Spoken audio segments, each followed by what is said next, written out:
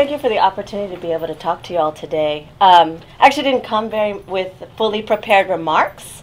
Instead, I do want to share the words of our predecessors, because I think that their words paint a reality that continues to be true. Their words inspire a vision that I think is yet unfulfilled. So let me just start.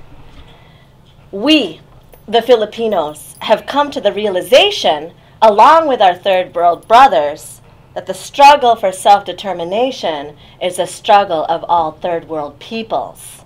That the neutrality, a neutrality which for the most part kept our community from progressing in this racist society, cannot be tolerated or practiced any longer. There have been too many situations in which our people have denied to themselves the rights and opportunities to determine their future. There have been too many situations in which our people were given jobs as busboys, clerks, and janitors, even though they may have had college degrees. It is therefore evident to Filipinos that racism is not only leveled at our black brother, but at us as well.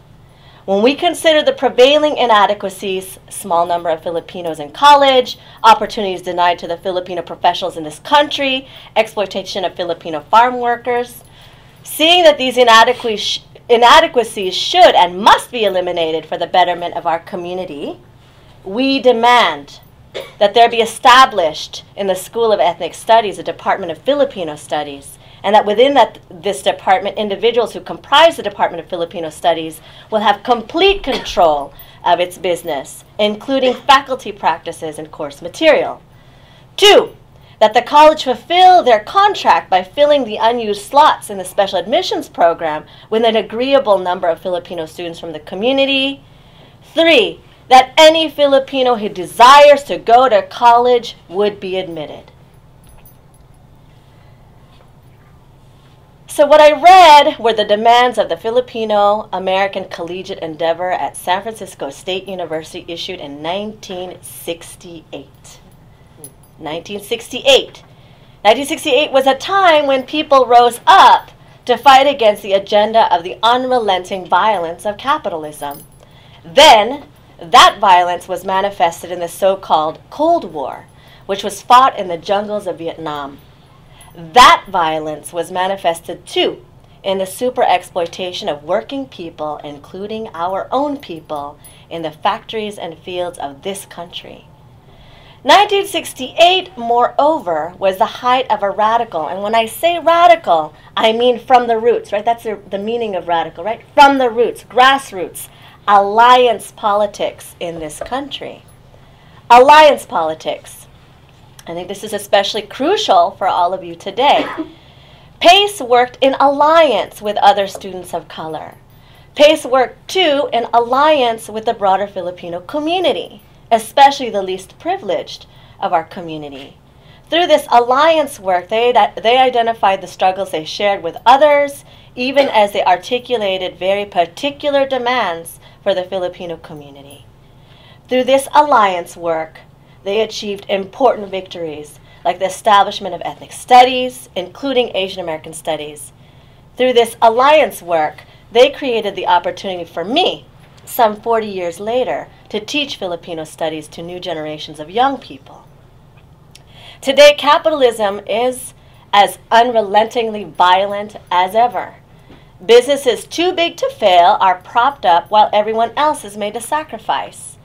In the place of a Cold War, we have a war on terror fought far from the shores of this country, fought in countries of strategic and economic significance for the U.S.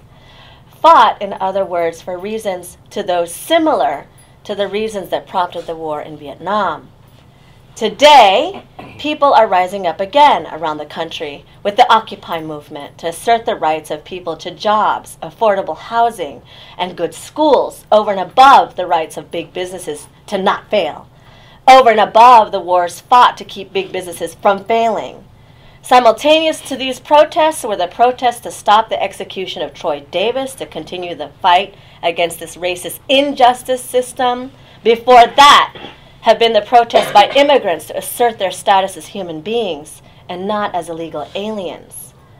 But what is often a weakness, I think, our weakness is that we as a society have a presentist orientation. That is, we're always focused on the now. Yesterday's news, so easily discarded. And yet from history, we draw lessons. From history, we're able to be more progressive, not reactionary. We don't get caught surprised. We don't get caught sleeping. But we anticipate what is to come and are ready for it. Recently, I was actually asked to kick off UC Davis's Filipino Heritage Week. The organizers gave it the theme, Hoy Gising. Who knows what the translation of Hoy Gising is? What's Hoy Gising? Because you better be. It's already 10. What's Hoy Gising? Wake up, right? What's actually interesting is in English, right? In English, the word wake has two meanings depending on its usage, right? Wake. So the verb of wake is to emerge from a state of sleep, to stop sleeping. And some synonyms are like awaken, arouse, rouse. That's wake in the verb sense of the word. Wake can also be a noun, which is to watch. It's a vigil, right? That's held beside the body of someone who's died. It's watching.